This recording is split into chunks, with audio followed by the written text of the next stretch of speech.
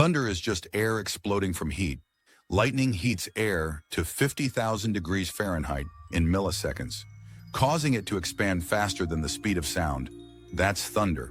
You're hearing a sonic boom created by superheated air exploding outward.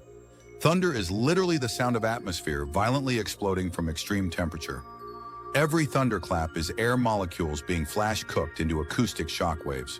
Nature turns temperature into explosive sound through atmospheric violence.